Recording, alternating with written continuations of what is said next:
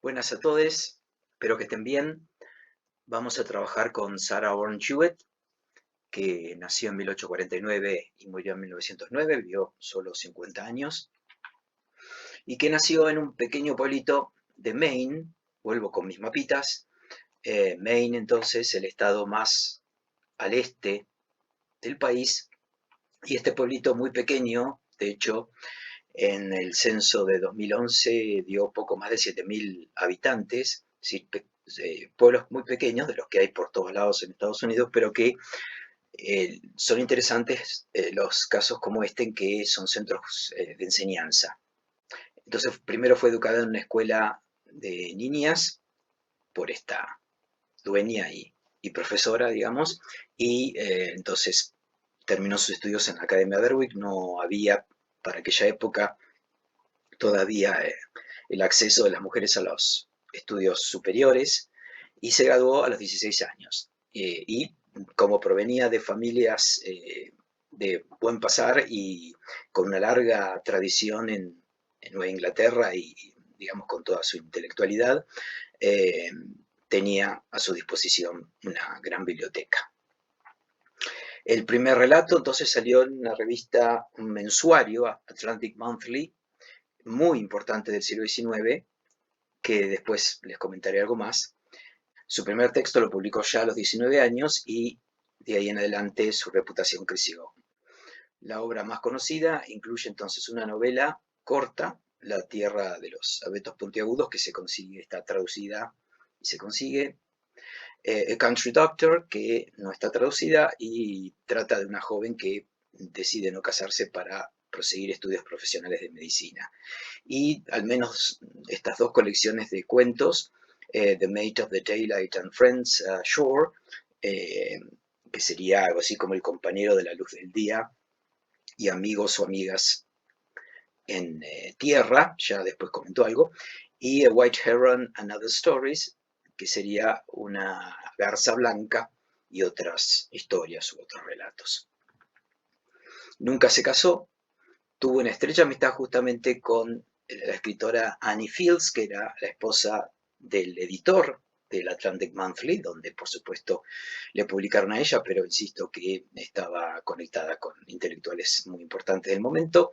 Y cuando muere James Thomas, Sarah y Annie se van a vivir juntas en lo que para esa época se terminó denominando un matrimonio bostoniano, que era la convivencia de dos mujeres independientes, con dinero propio, heredado, ganado como escritoras, u otras actividades intelectuales, fueran hetero u homosexuales. Eso, por supuesto, entraba dentro de la cuestión del chisme, no se hablaba socialmente, ni ellas, de las mujeres, por supuesto, lo manifestaban en público. Se podría suponer o no, dependía de muchas cosas. Eh, la expresión parece venir de una novela relativamente corta para lo que son las novelas de Henry James, que se llamó The Bostonians, Las Bostonianas, de 1886, en que justamente se describe una relación como esta.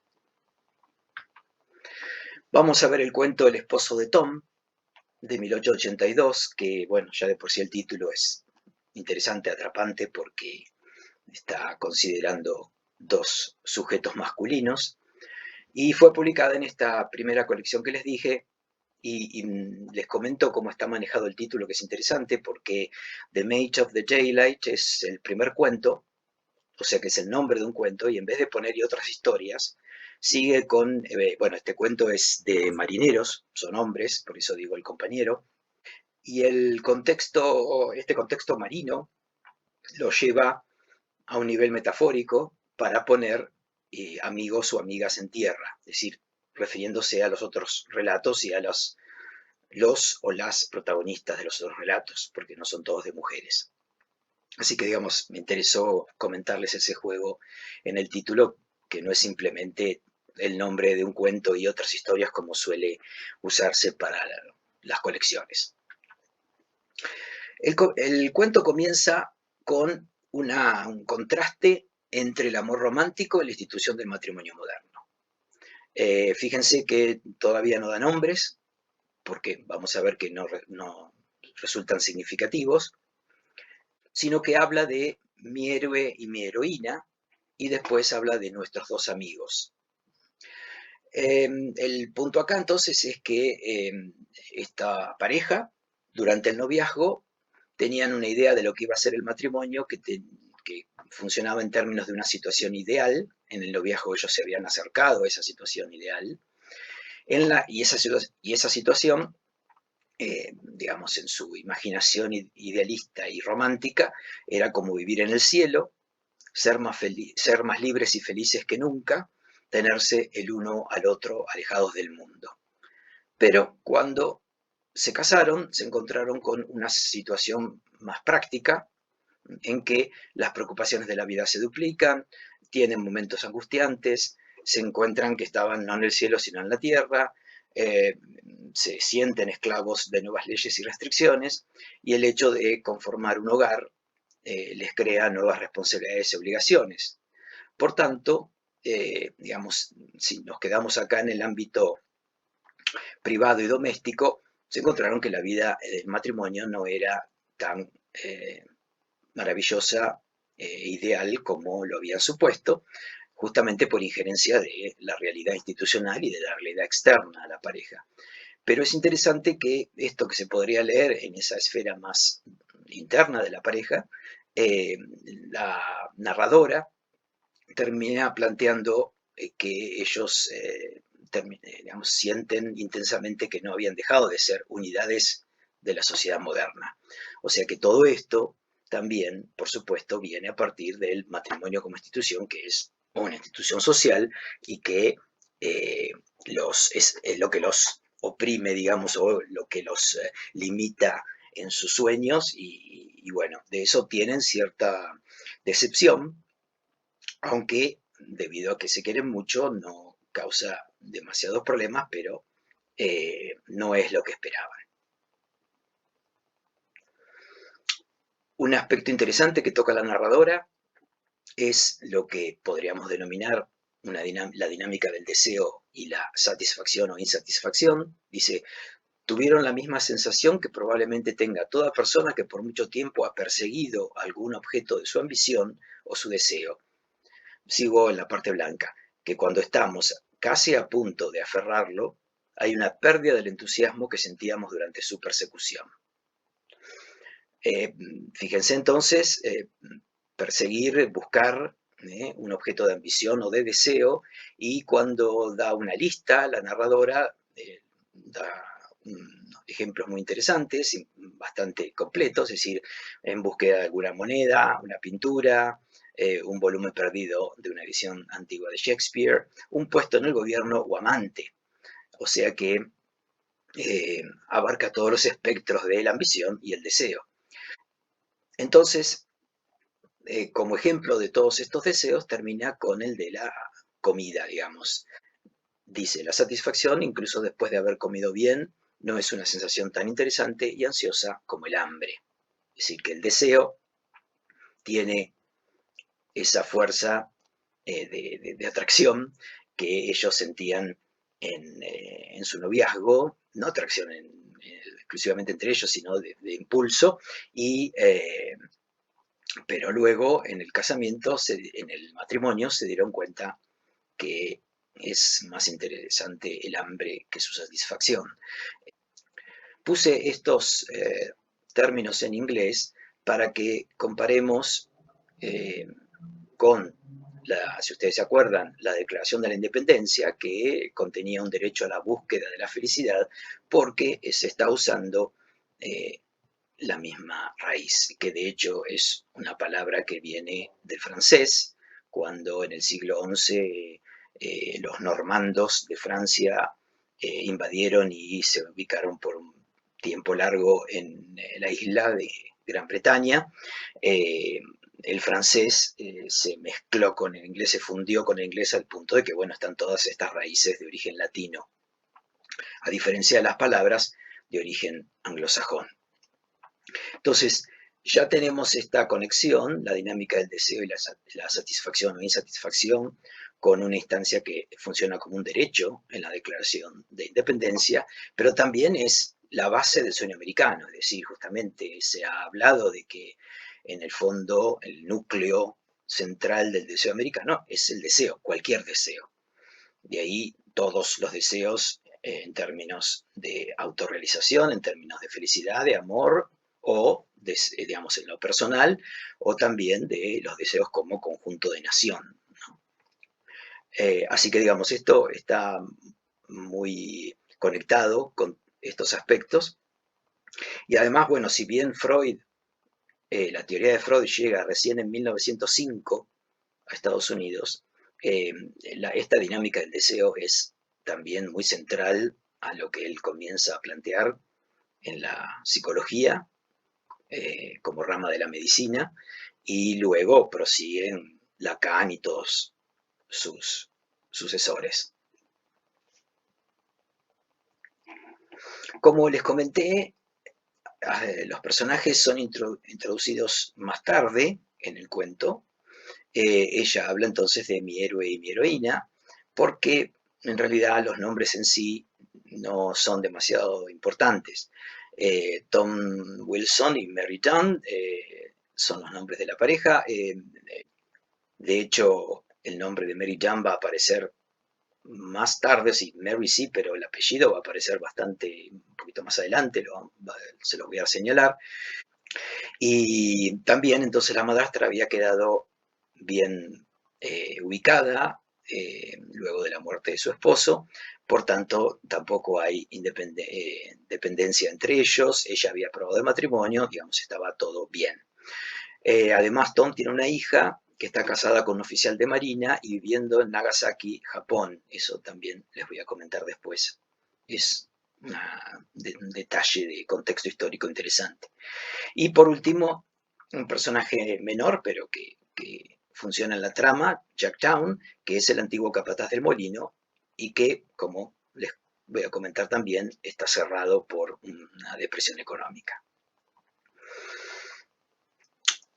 Mary está planteada en términos de su talento empresarial, su pragmatismo y su capacidad ejecutiva.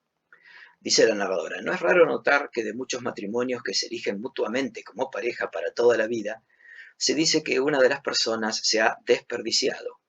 En este caso, según la opinión pública, tengan en cuenta eso, es la opinión de la gente, era la esposa quien podría haberlo hecho mucho mejor, es decir, si hubiese quedado soltera.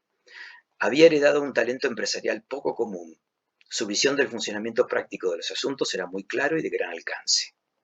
Su padre solía decir que había sido un error que fuera niña en vez de niño. Una capacidad ejecutiva como la suya a menudo se desperdicia en la esfera más limitada de las mujeres y es probable que sea más una desventaja que una ayuda. Entonces, fíjense cómo el sistema sexogénero, ¿no?, oprime o reprime el talento de las mujeres, es decir, no se está midiendo por quién tiene más talento o qué talentos tiene cada persona de por sí, sino dependiendo su género y su sexo. Por tanto, la circulación social del talento, que tiene que ver, por supuesto, más con los hombres, se desconecta completamente de la circulación de las mujeres en la sociedad. Si las mujeres van a casarse para encargarse de la cuestión doméstica, es decir, mantener la casa, las labores domésticas en sí y la crianza de los hijos. Por tanto, estas dos circulaciones se desconectan. No es que el talento se toma de acuerdo a quién sin importar quién lo tenga, sino que justamente depende quién lo tiene. Si es una mujer, es un desperdicio. Y justamente el sistema económico se toma, digamos, el gasto de producir un desperdicio de productividad, porque este talento de Mary obviamente podría producir bienes, y es lo que va a hacer cuando se encargue del molino, bienes que tienen que ver con el sistema económico, pero está dispuesto, digamos, el sistema económico a sacrificar eso en pos del sometimiento de la mujer. Y la narradora termina comentando, ella tenía demasiada independencia y confianza en sí misma para ser esposa. A primera vista parecía que necesitara ella misma una esposa más que un esposo. Entonces, vean cómo, dejando de lado la cuestión meramente sexual, cómo los roles están movidos, ya voy a entrar en detalle en eso, es muy importante, y en realidad por la manera de ser de ella necesitaría más una esposa que se encargue de las actividades de la casa y no un esposo. En cambio, Tom está retratado como improductivo, desvalido, ocioso y sin ambiciones. Dice, a la mayoría de los hombres les gustan más las mujeres cuyas naturalezas se aferran y apelan a la suya buscando protección. Pero a Tom Wilson, que no deseaba ser protegido, este es uno de los pocos rasgos y quizás el único más justamente señalado, que no implica que Tom está funcionando como una mujer, porque él no busca protección, sería ya demasiado, digamos, plantear eso para Tom. Entonces a Tom le gustaba de su esposa las mismas cualidades que habrían disgustado a otros hombres. O sea que se lo plantea como alguien con su mente muy abierta, lo que ahora, digamos, en un uso que no estoy seguro de que sea correcto, pero no importa, se habla de un hombre deconstruido, o por lo menos está despatriarcalizado. Yo voy a usar esa palabra. Era un coleccionista exitoso de casi todo menos dinero, y durante gran parte de su vida había sido un desvalido y con las debilidades de una anciana, como confesaba riéndose. Cuando era niño había quedado rengo al ser atrapado por una máquina en el molino de su padre, había concurrido a la universidad, pero su vista se había deteriorado, obligándolo a abandonar en medio del tercer año. Era un gran ocioso en el mundo, y la narradora dice, no creo que la suya haya sido una clara ambición, excepto en el caso de asegurar a Mary Dunn como esposa. Parecía sacar el máximo provecho de cada día, sin hacer que su trabajo cotidiano tendiera a un gran resultado enfocado en la construcción de grandes planes y propósitos, como sería propio de un hombre. Entonces, de lo que parte el cuento es ya de una inversión de género, no de sexo. Es decir, atributos masculinos que se consideran masculinos en el patriarcado son puestos en una mujer, como son el talento empresarial, la pragmaticidad, la capacidad ejecutiva, la independencia y la confianza en sí mismo. Todos valores masculinos de la época. Y los atributos del sexo débil puestos en Tom. Improductividad y ociosidad. Recuerden que yo les comenté en algún momento en otro cuento que el trabajo de las mujeres hasta hace muy poco, o sea, las tareas domésticas y la crianza de los hijos, no eran considerados trabajo, es decir, no había remuneración puntual y no eran reconocidos como tales. Así que eso, de alguna manera, implica improductividad y ociosidad. No se veía la contribución de la mujer en la economía del hombre, la economía de la casa, que era la economía del hombre, y al punto de que, bueno, se ha dicho muchas veces en broma y no tan en broma que las mujeres no hacían nada. Y también en términos entonces de desvalidez, ¿no? Débil, debilidad, y falta de ambiciones. Entonces hay literalmente una inversión de género en estos dos personajes. Mary está construida con las características típicas de un hombre y Tom con las de la mujer, para lo que es el patriarcado, el sistema del momento. Y con respecto a esto y toda esta cuestión, les recomiendo que lean este ensayo, es decir, lo que traduje prácticamente el capítulo 1 de este libro excelente de Perkins Gilman, que realmente fue muy poco tomado por las feministas posteriores, pero que leyendo tácitamente desde Darwin y Marx, digo tácitamente porque no dice nunca, pero no porque use términos puntualmente, categorías de ambos, sino por la visión de la economía y la visión de la evolución, queda claro.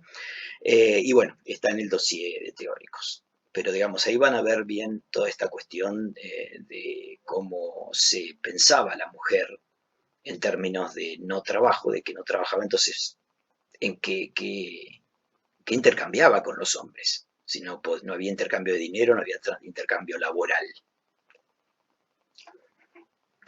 El conflicto, fíjense que hasta ahora el cuento no empezó, la historia en sí no empezó, no pasó nada, es decir, hubo descripciones de los personajes que marcan justamente este cambio de roles, este intercambio de roles. Y el conflicto que dispara la trama es un reclamo que le hace su hermana, que está, como dije, está en Nagasaki, porque se queja de la falta de productividad que se le está obteniendo al patrimonio del padre, o sea, el molino estaba cerrado y hay que volverlo a abrir porque bueno, no puede haber ese capital muerto y justamente la queja es esa. En el contexto económico también, entonces, fíjense, las fábricas más grandes, o sea, las de mayor capital, tenían más chance. Y un detalle interesante, bueno, tendría que ir acá, es decir, fíjense que el contexto histórico eh, es el de una depresión económica que ocurrió entre marzo de 1882 y mayo de 1885, 3 años y 2 meses, una de las tantas depresiones recurrentes que el mismo sistema capitalista de mercado, oferta y demanda, producción y consumo, etcétera, implicaban, era algo que no podía hasta mucho después, no pudo manejarse y eran entonces periodos de prosperidad, de crecimiento económico y siempre se terminaba cayendo en una depresión, pero estas depresiones podían durar meses o años como esta, hasta que llegó la Gran Depresión de 1930, que duró una década entera, entonces después hubo teorizaciones diferentes, digamos, de lo que es el sistema capitalista para aplicarlas y que esto no ocurriera al menos de la manera en que ocurría antes, que era, insisto, con recursividad, ¿no? Periodos de alza y periodos de baja. Y en esta puntual depresión, en la que está contextualizada el cuento, y ese contexto es expreso, tenemos entonces estos valores, casi un 33% de caída en la actividad económica y un 25% en las actividades comerciales y industriales, o sea que era una depresión importante. Eso entonces está implicado acá, pero también se habla de cuestiones de lo que vimos de la frontera, porque Tom, digamos, respondiendo a la carta de su hermana, pero en su mente, dice, piensan que en el momento en que abramos, ganaremos dinero a manos llenas, tal como lo hizo mi padre cuando éramos niños. Está este comentario de las fábricas, y entonces, fíjense, la cuestión dice que tendríamos que traer una multitud de franco-canadienses, ¿sí? De mano de obra. Incluso los irlandeses se van al oeste cuando entran al país y ya no vienen a lugares como este. Entonces, por un lado, ellos, como vieron el mapa, Maine está contra Canadá, sin la necesidad de contratar mano de obra extranjera, porque incluso los irlandeses, que eran los inmigrantes más pobres que llegaban a Estados Unidos en esa época, que venían todos de Europa, la inmigración del resto del mundo va a venir recién en el siglo XX, y esta gente, en vez de quedarse ahí por estas depresiones económicas, se iban directamente al oeste. Y lo de Nagasaki es también un detalle contextual histórico interesante, porque en ese momento hacía muy poco que Japón se había abierto al mundo. Japón había vivido aislado y sin contacto con el mundo, impidiendo que alguien entrara a Japón del resto del mundo por mucho tiempo. Y en esta apertura casi obligada por los Estados Unidos en el siglo XIX, empiezan los contactos y esta pareja entonces está en esa trama, digamos, histórica. Están viviendo allá. Así que es interesante cómo el cuento está muy ubicado en el momento de escritura y en el momento de recepción inmediata. Eso le da, por supuesto, un verosímil y un realismo, justamente el modo realista, como también hablé en otro video, muy interesante, ¿no? Y que tiene que ver con ese modo. Ante esta situación de falta de mano de obra, Mrs. Wilson, o sea, Mary, le dice, pero hay muchos de los antiguos trabajadores en el pueblo. Jack Town, el ex capataz, me preguntó el otro día si no ibas a abrir en primavera. Tom se movió inquieto en su silla. Te pondré como superintendente si quieres, dijo, medio enojado, por lo que Mary le arrojó el periódico, pero para cuando él se lo arrojó de vuelta estaba de buen humor otra vez. ¿Sabes, Tom? Esto viene un poco después. ¿Sabes, Tom? Dijo con asombrosa seriedad Mary, ¿no? Creo que nada me gustaría más en el mundo que ser la cabeza de un gran negocio. Odio mantener la casa, siempre lo hice, y nunca hice tanto en toda mi vida junta que lo que he hecho desde que me casé. Supongo que no es femenino decirlo, pero si pudiera escapar de todo esto, creo que sería perfectamente feliz. Considero la limpieza como el gran castigo de mi vida. Y ante esta patética confesión, dice la narradora, ambos se rieron a carcajadas. Pero fíjense la toma de conciencia de ella de que lo que siente no es propiamente femenino. Siguiendo con esta inversión de los roles público y doméstico entre ellos, ¿no? Él se va a dedicar a lo doméstico y ella al trabajo externo en el molino, pero también en el ámbito público y doméstico, ¿no? No solo los roles que se ejercen en esos ámbitos, sino que en los ámbitos eh, se produce esta inversión. Y Tom, que empieza, digamos, de alguna manera a conectarse con la idea de su esposa, porque él odia el trabajo en el molino, dice, tengo una buena razón para quitártelo, es decir, el peso de todas estas tareas de las manos. Siempre me ha gustado, a decir verdad, y debería ser mejor amo de casa. He estado en eso por 5 años, él estuvo viviendo soltero en esa casa y entonces también atendiéndola. Aunque limpiar por uno es diferente de hacerlo por dos, siendo uno de ellos una mujer. Ves que has traído un elemento diferente a mi familia. Afortunadamente las sirvientas están bastante bien entrenadas. Ya voy a volver a esto, pero bueno, tengan en cuenta que él no no va a trabajar solo en la casa, sino que tiene estas dos mujeres. Entonces, un poco después en el diálogo, Mary le dice, Tom, te voy a proponer algo. Desearía que realmente hicieras lo que dijiste, que tomaras todos los quehaceres de la casa bajo tu cuidado y me permitieras abrir el molino. Estoy segura de que podría manejarlo. Por supuesto que debería conseguir gente que entienda de esas cosas para que me enseñe. Creo que fui hecha para esto. Me gustaría sobre todas las cosas. Y esto es lo que haré. Asumiré el costo de abrirlo. Eso ya es otro paso, ¿no? Ella va a financiar esta cuestión. Creo que tengo dinero suficiente y puedo conseguirlo. Y si al final de un año no he puesto los asuntos en buen estado, me detendré y tú podrás hacer algún otro arreglo. Él quería, por ejemplo, vender el molino. Si lo logro, tú, tu madre y tu hermana me pueden devolver el dinero. Entonces ya, digamos, pasa a un nivel de independencia el poder pagar esta aventura que quiere tener con su talento, de modo que se igualan los poderes entre ellos, ¿no? Ella se empodera mucho con esto y con la actitud que viene trayendo Tom de apertura. Así que voy a ser la esposa y tú el esposo, dijo Tom un poco indignado. Vean esto de indignado, voy a volver. Al menos eso es lo que dirá la gente. ¿Sabes que debes ir a la ciudad a comprar algodón? Y sabes que hay miles de cosas que no sabes. Y nunca las sabré, dijo Mary con perfecto buen humor. Pero ¿cómo, Tom? Puedo aprender tan bien como tú. Vean de nuevo el equilibrio.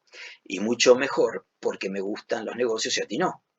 ¿Olvidas que siempre fui la mano derecha de mi padre después de los 12 y que me has dejado invertir mi dinero y parte del tuyo y aún no he cometido un error? Tom pensó que su esposa nunca se había visto tan hermosa y tan feliz. No me importa, prefiero la diversión de saber lo que dirá la gente, dice, ¿no? De todos modos, es un nuevo punto de partida. En estos días las mujeres piensan que pueden hacer todo mejor que los hombres, pero aparentemente soy el primer hombre que ha deseado ser mujer. Esto, por supuesto, está en el contexto de la New Woman, de la nueva mujer, pero esto de decir, a lo cual voy a volver también. Esto de decir soy el primer hombre que ha deseado ser mujer porque le gustan las actividades domésticas es muy interesante, es cómico en el contexto, es decir, lo está diciendo en ese sentido, pero es una frase dicha. Por supuesto que la gente se reirá, dijo Mary, pero dirán que así soy yo y pensarán que soy afortunada de haberme casado con un hombre que me deja hacer lo que elija. No veo por qué no es sensato. En lo que respecta a los quehaceres domésticos, vivirás exactamente como antes de casarte, y dado que fue bueno que supieras algo sobre ellos en ese entonces, no puedo imaginar por qué no deberías continuar con eso ahora, ya que me hace sentir miserable y estoy desperdiciando, de nuevo, el tema del desperdicio, un excelente talento empresarial, mientras los hago. ¿Qué nos importa que la gente hable? Entonces, hasta ahí pareciera como que esto va para adelante, digamos, ¿no? Pero Tom da un paso atrás. Dice, me parece que es algo así como que las mujeres fumen. No es malo, pero no es la costumbre del país. No está bien visto. Y esto de que las mujeres fumaran y no estuviera bien visto, va a continuar bastante avanzado también el siglo XX, ¿no? Por supuesto, no debería acompañarte y permitir que la gente piense que soy un idiota. Dirán que te casaste con un interés manufacturero y que yo me dejé llevar. Puedo prever que mi orgullo será humillado hasta el polvo en todos los sentidos, declaró Tom en tono triste y comenzó a temblar de risa. Pero no es risa como la carcajada anterior, es risa de lo que se le está ocurriendo a ella. Es uno de tus encantadores castillos en el aire, querida, pero un viejo molino de ladrillo necesita una mejor base que las nubes. No, voy a buscar y conseguir un agente honesto y experimentado. Como se cierra este camino para Mary, ella recurre a la acción. No se habla más durante unos días, pero un buen día ella entonces anuncia, sin noción visible de la posibilidad de ser contradicha, que había tomado una decisión y quería ver a los hombres que habían sido supervisores de los diferentes departamentos, los cuales vivían todavía en la aldea, y poner entonces en orden el molino. Tom pareció perturbado, pero no se opuso. Y poco después del desayuno, su esposa le entregó formalmente un puñado de llaves, o sea, ahí viene el intercambio puntual de los roles, ¿no? Y le dijo que había un cordero para la cena, y en ese momento oyó retumbar en las calles, Tom, las ruedas del pequeño faetón que tenía ella. Tom pensó que al menos ella debería haber esperado su permiso formal, y al principio tuvo la intención de tomar otro caballo, perseguirla, traerla de vuelta en desgracia y poner fin a todo. Pero algo le aseguró que ella sabía de qué se trataba y decidió dejar que lo hiciera a su manera. Esto lo marqué en amarillo porque voy a volver.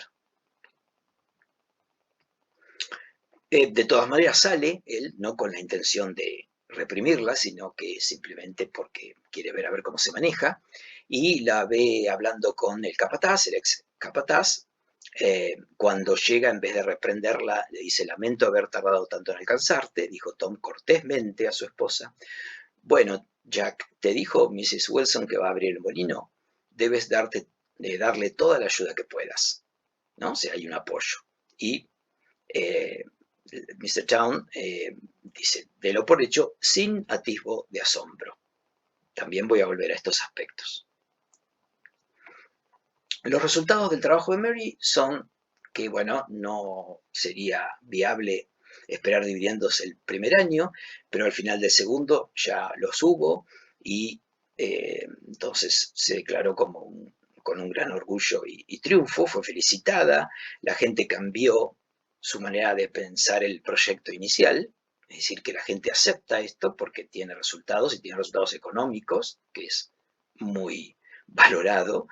Eh, y dice que tenía una suerte singularmente buena porque al final del tercer año ya estaba ganando dinero para sí misma, para sus amigos, o sea, los que habían invertido, más rápido que el resto, ¿no? de los molinos, el resto de las empresas que habían retomado.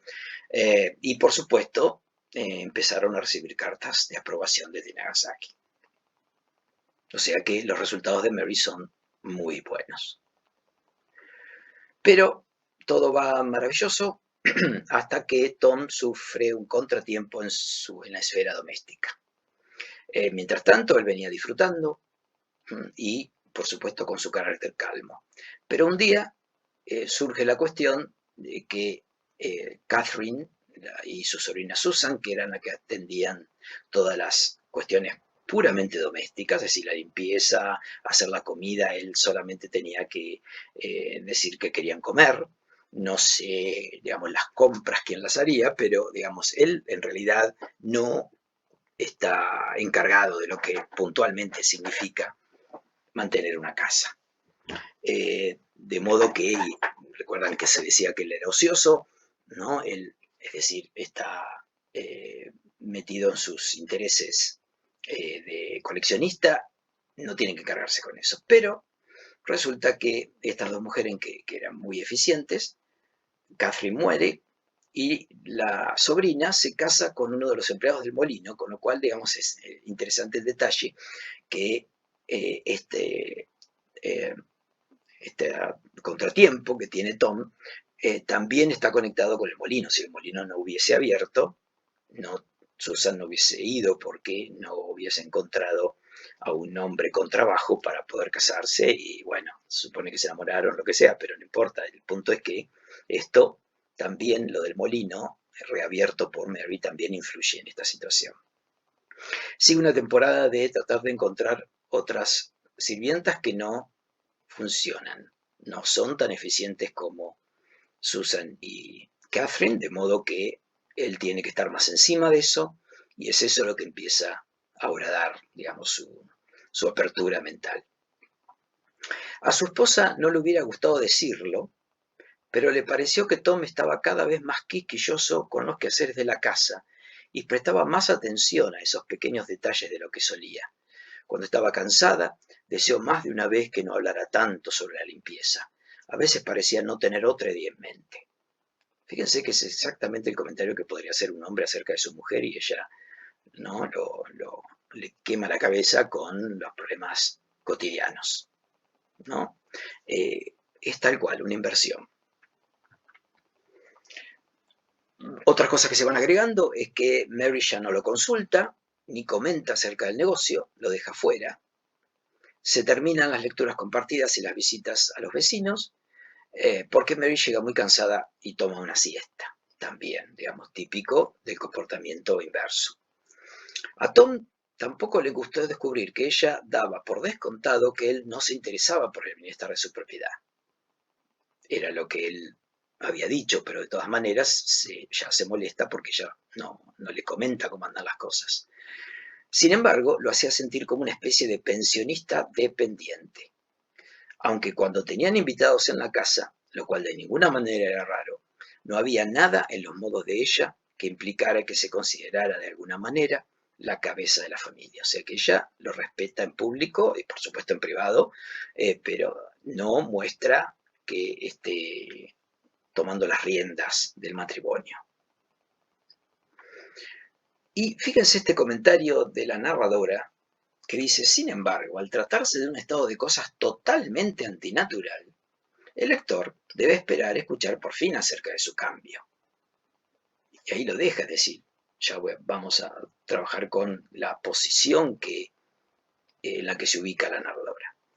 El primer golpe del enemigo, acá hay un enemigo, fue asestado por una anciana, ¿no? Esta mujer que, mientras él está muy apurado porque quiere ir al correo para encargar esa moneda que desea justamente dentro de sus hobbies, esta mujer le pide levadura porque se le acabó, y la cuestión es que lo retrasa y él con esta situación no solo pierde la moneda de cobre, sino que eso mata su dignidad, o sea, es una frase muy fuerte, y luego, de nuevo, fíjense la palabra dignidad.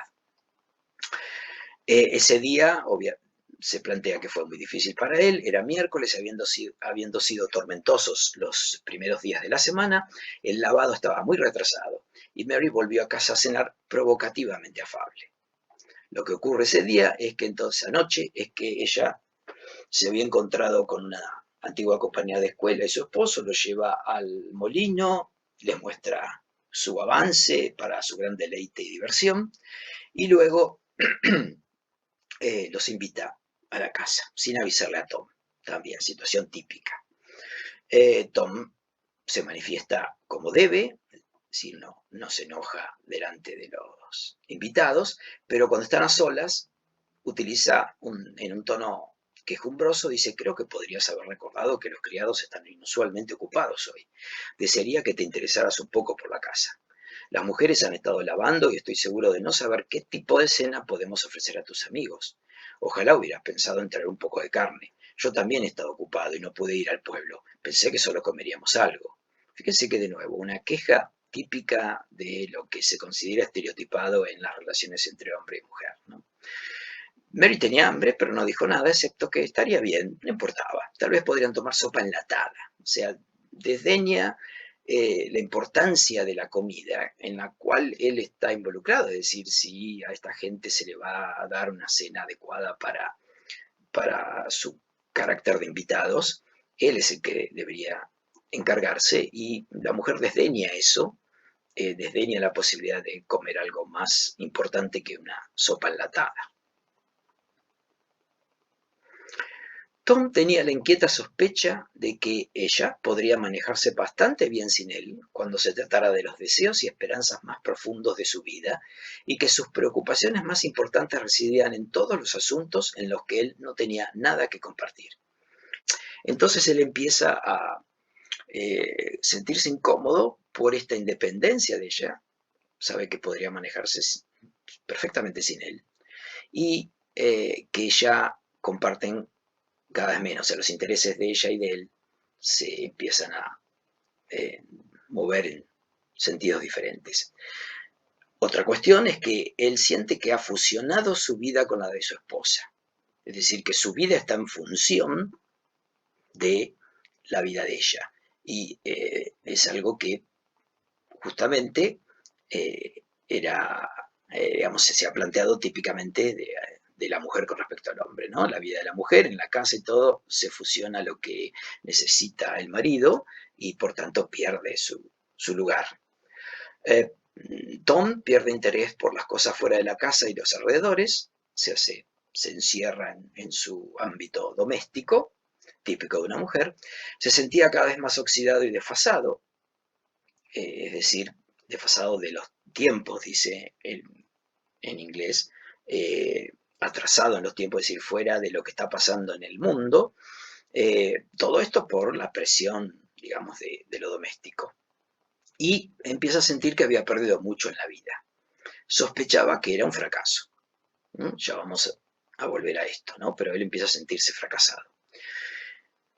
Cuando llega a dar, digamos, el último paso en esta parte suya, que es de apertura mental e ideológica con respecto al patriarcado, dice: un día se apoderó de él la idea de que la suya había sido casi exactamente la experiencia de la mayoría de las mujeres, y se preguntó si realmente sería más decepcionante e ignominioso para él que para ellas mismas.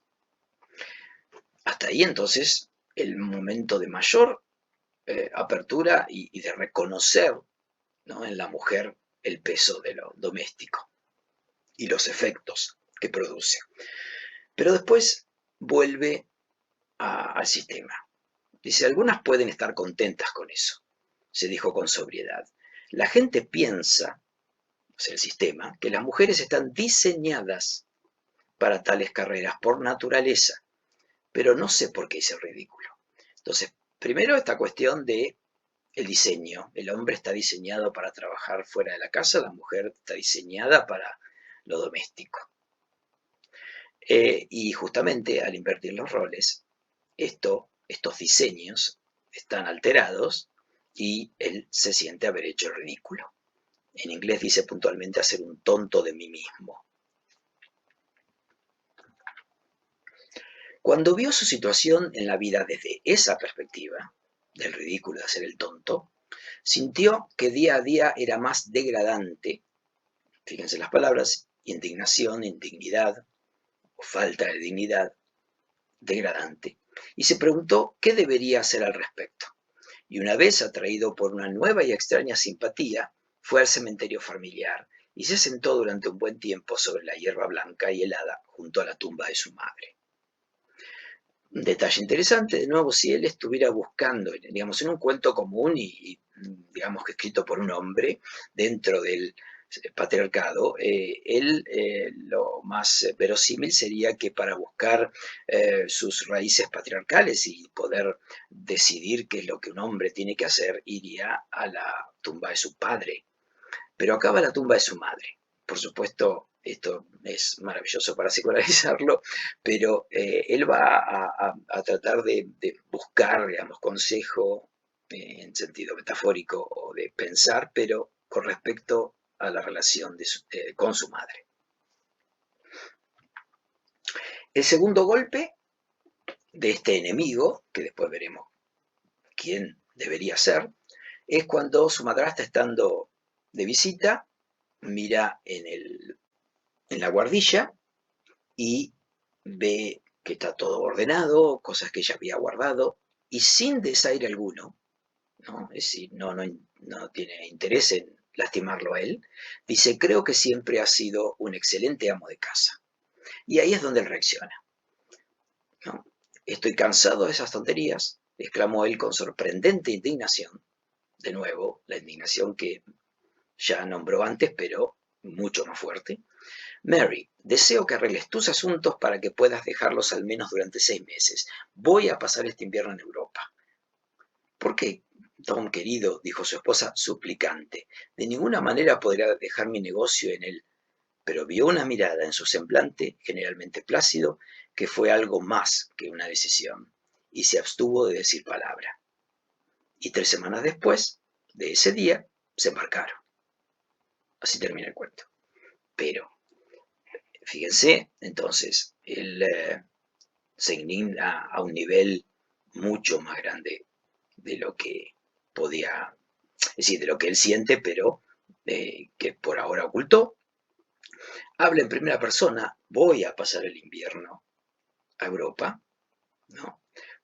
Cuando en realidad después son los dos que se embarcan, y cuando ella intenta defender su negocio, ahí fíjense, ¿no?, la apropiación, eh, vuelve a un, perdón, vuelve a un tono suplicante y se abstiene de decir palabra. O sea que hay un cierre del diálogo que produce él, parecido, digamos, no igual como estrategia, pero similar a lo que habíamos visto con Adoniram en la rebelión de madre, ¿no?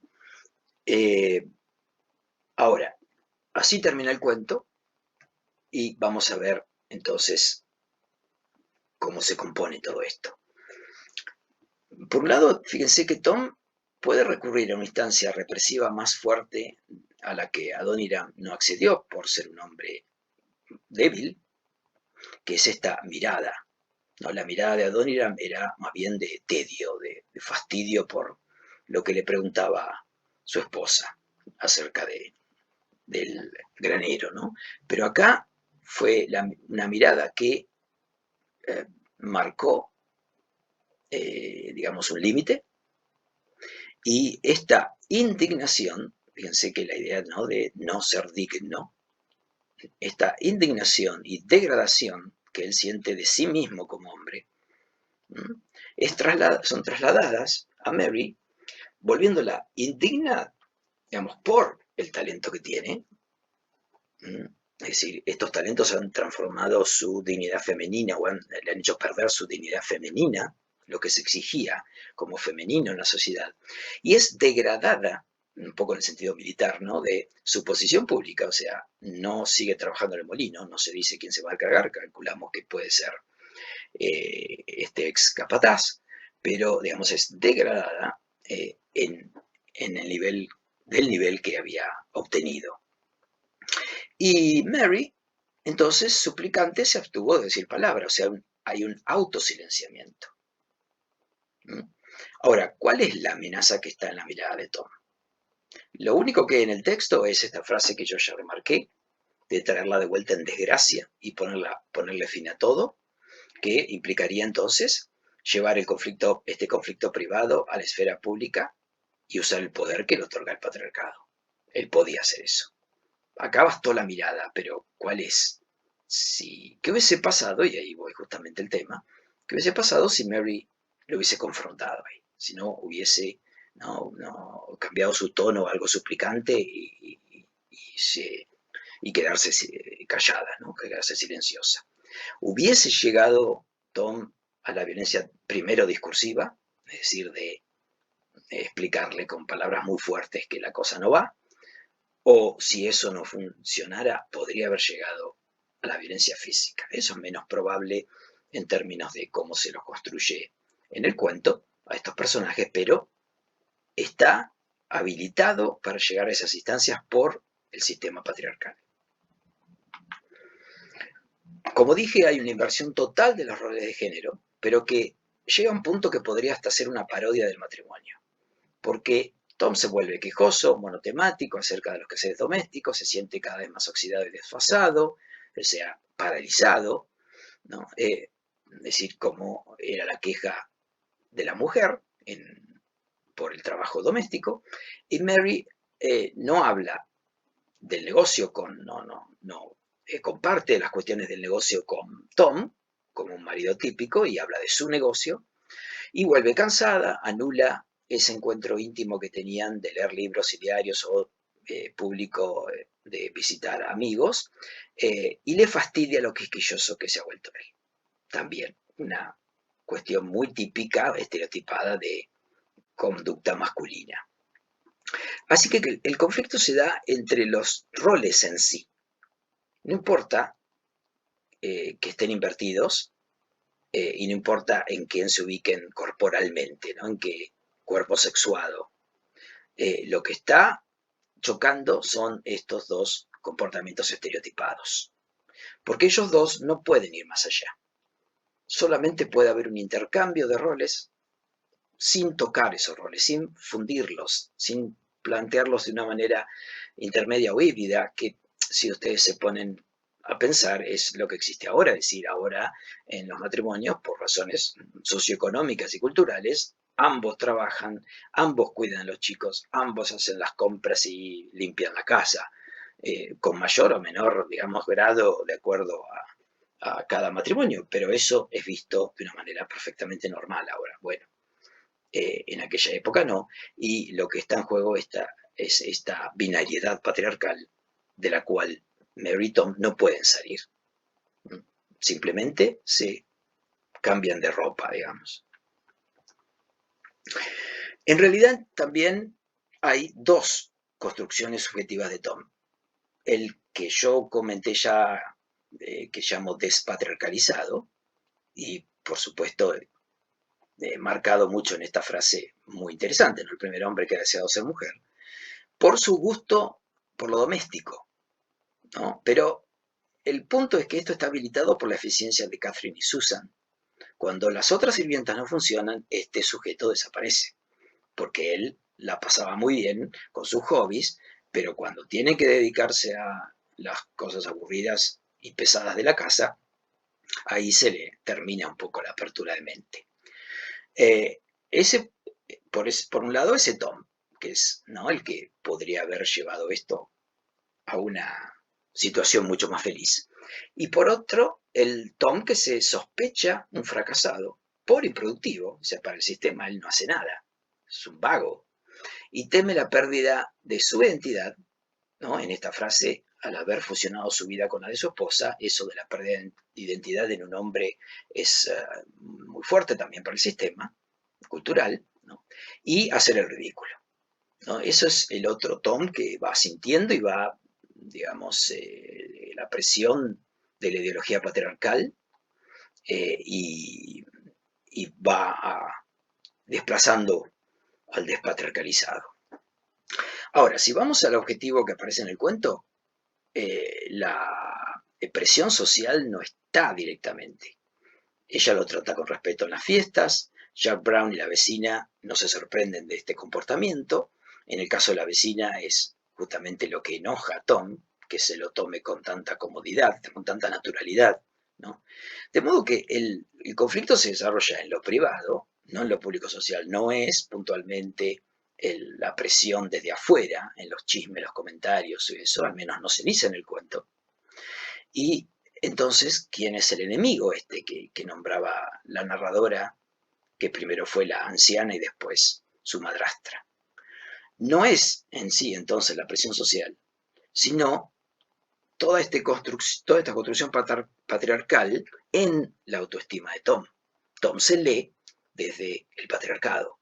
Por tanto, su propia imagen ante el sistema económico es negativa, es un productivo y un ocioso, y desde el punto de vista patriarcal de género, al invertir el rol, queda en desventaja, digamos, en una situación justamente indignante. El final es abierto y 3 semanas después de ese día se embarcaron. Es decir, que Tom no reemplaza a Mary en la administración del molino ni reorganiza la cuestión, sino que se van de vacaciones a Europa y el punto es, la pregunta sería qué va a pasar cuando vuelvan, ¿no? Esto de irse mucho tiempo a Europa era común en las clases medias altas y altas de Estados Unidos en el momento, porque el cambio entre dólar y las monedas europeas era muy beneficioso y de hecho se está produciendo en Europa toda una colonia de mucha gente estadounidense rica que no necesitaban trabajar y por tanto, sobre todo mujeres e hijos e hijas iban a vivir o pasar un largo tiempo en Europa mientras su marido eventualmente estaba trabajando en Estados Unidos y eso tiene un montón de ramificaciones. Por un lado, toda una literatura cuya figura más importante es Henry James, que trabajaba en sus novelas con esta gente estadounidense que fue a Europa y el choque cultural, ¿no?, que había, tiene muchos textos interesantes, y por otro, esta cuestión de que también los artistas, muchos de los artistas de principio del siglo XX, por las guerras y por un montón de cosas, ¿sí?, para vivir la situación, por ejemplo, de la Primera Guerra Mundial, etc., se fueron a Estados Unidos. Y estoy hablando de gente como Hemingway, Faulkner por un tiempo, John Dos Passos, Fitzgerald, o sea, un montón de autores que estuvieron en Europa, involucrados o no con la guerra, con la Primera Guerra Mundial, y que escribieron ahí. Por tanto, sobre todo el caso de Hemingway en sus comienzos, por tanto, digamos, se terminó hablando de una generación perdida, es decir, perdida porque se habían ido a Estados Unidos, pero que justamente están produciendo una literatura que va a ser muy estadounidense y que se va a desarrollar, se va a producir toda esta literatura en las primeras décadas del siglo XX. Y que entonces va a tener que ver con esta presencia de los europeos, perdón, de los estadounidenses en Europa. Y finalmente, el tema de la narradora, ¿no?, que es semi-omnisciente porque a veces dice cosas que supuestamente alguien que no estuviera en la mente de los personajes no podría saber, pero también a veces hace comentarios como cuando dice que ella no cree que él tuviera una amplia ambición, ¿no? No está saliéndose de esa posición, siente, no sabe, cree, ¿no? Entonces, por un lado eso. Y segundo, en su posición ideológica, es interesante cómo toma distancia, como si esto fuera un experimento, ¿no? No fija una perspectiva, no se fija en la posición patriarcal o en la posición feminista, ¿no? Es decir, ya estamos en la primera ola del feminismo en que se está luchando por el voto, o sea que ese tema está en el tapete, y en realidad deja al lector decidir de qué lado está y qué va a pasar después, según la posición ideológica del lector. Así que eso también es muy interesante cómo está tramado y cómo maneja todo la narradora y, bueno, eventualmente, por supuesto, la escritora, para ubicar toda esta cuestión. Entonces, por un lado, podría verse como un experimento en roles genéricos que al ser invertidos fallan igual. No es una cuestión, no es un problema de quién hace qué, sino de que esas labores, digamos, el trabajo afuera, la vida en público, etcétera, parece ser mucho más interesante y más entusiasmante, perdón, que la vida en el trabajo doméstico. Entonces, que si se invierte, pasa lo mismo, termina fracasando. Lo que no está implícito acá, entonces, es la posibilidad de que estos dos personajes adquieran una tercera posición intermedia de compartir, que no era, por supuesto, común en ese momento. Por tanto, no, el hecho de que la gente no hubiese experimentado vivido esas situaciones, hacían que adquirieran roles fijos. Pero acá lo que hay en juego es eso, roles fijos que no se pueden desmarcar, que no se pueden desplazar, y por tanto fallan.